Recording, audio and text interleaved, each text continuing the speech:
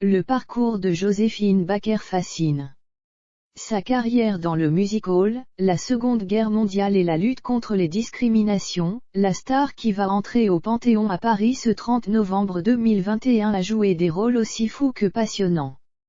Sa vie privée était à l'image de sa carrière, extraordinaire, puisqu'elle a élevé 12 enfants, faisant un pied de nez au destin qui l'a rendue infertile.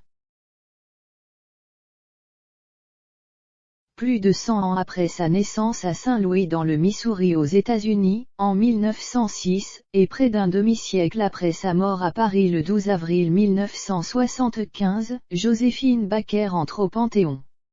La consécration d'une icône de la musique et de la résistance qui aimait tant la France est le résultat d'une pétition paraphrasant la chanson d'Alain Bashung, « Osez Joséphine ». Initiée par l'essayiste Laurent Kupferman, elle reprend l'idée de l'écrivain Régis Debray, en soutenant une artiste, résistante, féministe et militante antiraciste. Rien que cela.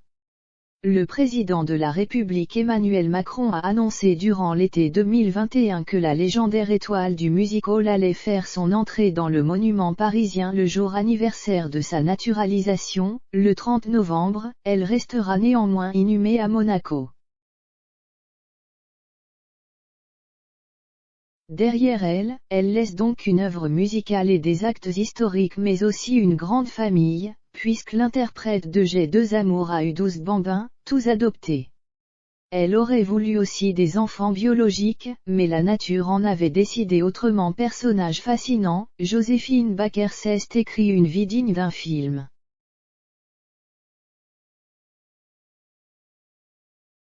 Sa famille ne ressemble à aucune autre avec sa tribu arc-en-ciel comme elle la nommait elle-même, Akio, Jeannot, Jarry, Luis, Marianne, Brian, Nébrahim, Moïse, Jean-Claude, Noël, Kofi, Mara et Stélina ont formé la fratrie extraordinaire de Joséphine Baker, installée dans son havre de paix, un château de Milandes, dans le Périgord.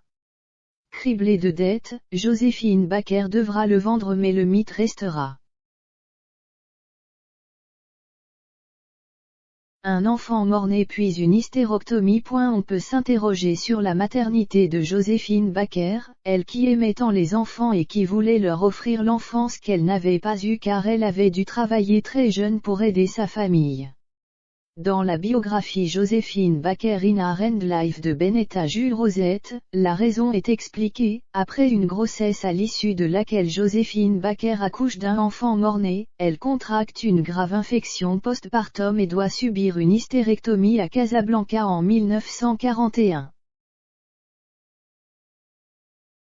Cette infection a été provoquée par une grave maladie contractée en service commandé, écrit Le Figaro dans son édition du 15 novembre, elle sera la cause de l'infertilité de l'artiste.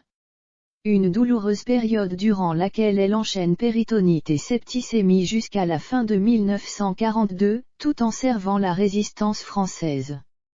Ainsi, les visiteurs qui viennent à son chevet sont souvent des agents de renseignement, précise Le Figaro. Au plus mal, Joséphine Baker garde son courage intact. L'ablation de son utérus retire donc à Joséphine Baker l'espoir d'avoir un enfant biologique. Avec son mari, le chef d'orchestre Gio Bouillon, il décide donc de se composer cette ribambelle d'enfants venus des quatre coins du monde, concrétisant leur idéal de fraternité universelle. Sur les ondes de France Inter ce 29 novembre, son fils Brian Bouillon Baker a abordé ce sujet, mais elle aurait eu des enfants biologiques, elle aurait tout de même adopté beaucoup d'enfants. Ça, c'est le côté mama italienne, une famille de 12 enfants dans un château du sud de la France, l'idée fascine et interroge. Quelle mère était Joséphine Baker? Une idéaliste mais pas si utopiste.